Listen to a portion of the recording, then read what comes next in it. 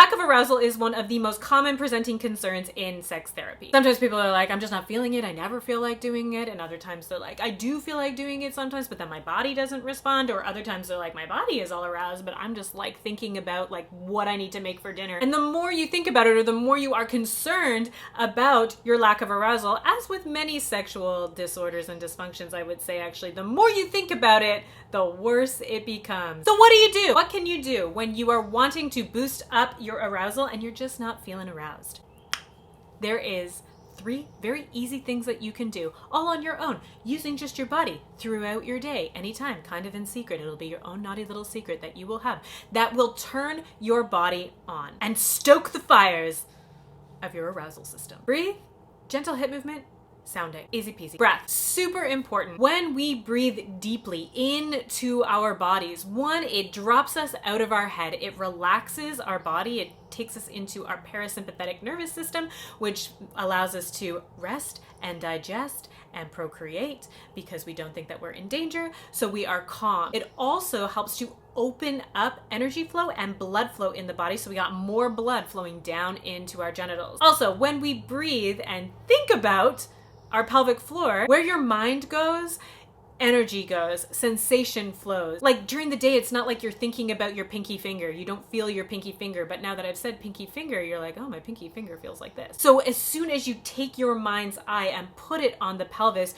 through deep breathing and focus there, it helps to wake up that whole area. Also, many of my mentors used to be like, breathe into your genitals to wake them up. I was like, how? My breath doesn't actually go into my pussy. Like, what are you talking about? My lungs stop here. However, here's what does happen. When you take that nice deep breath in, it presses down on your thoracic diaphragm, which presses down and gives all of your internal organs a bit of massage. Also then presses down on the pelvic diaphragm, which expands into all of your sex organs, massaging them from the inside with your breath. So it's really the diaphragms that are pushing down and massaging and getting all of those juices and awareness flowing into the body. So breathe, deep breaths. Number 2, gentle hip movement. Again, when we move our hips and grind, one, it's insanely sexy just on its own, the idea of it. And again, we're stimulating blood flow and lymph flow and just energetic flow. Our mind's eye goes right down into the pelvic bowl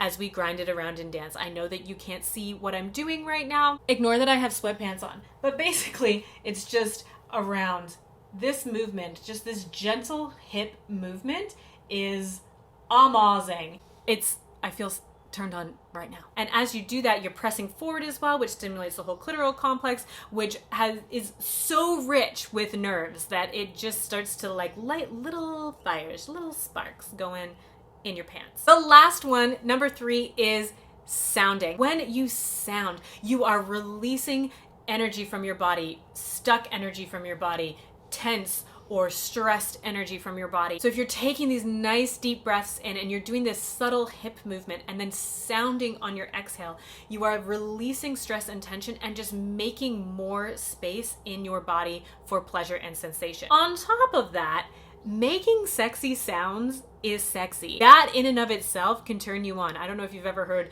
your neighbors having sex, or you just hear a porno and you don't even see it and you're just like, what is happening? That's amazing. I want to see that, or I want to do that. Hearing sexy noises is very arousing, and so if you make those sexy noises while you are also breathing and grinding, holy moly. So these 3 things in combination, the breath, the gentle hip movement, and the sounding, what they do is they bring attention to the pelvis and they wake it up so that you get a gentle simmer going. This is not something that I'm saying will bring you to orgasm, although some people could orgasm like that. It is something to stoke and awaken the fires. In fact, one of the times that I would actually recommend you do this is throughout the day. What you're generating is this gentle simmer of sexual energy so that you're always a little bit aroused. So you're already there. You're already lukewarm or tepid by the time you begin to engage in a sexual encounter. I love doing this throughout the day. It's fun. It's been fun just doing it in this video. Bonus, if you want a bonus thing that you can also do to arouse yourself, pulses. If you pulse your pelvic floor muscles, so as you're doing this, breathing, sounding, and then pulse,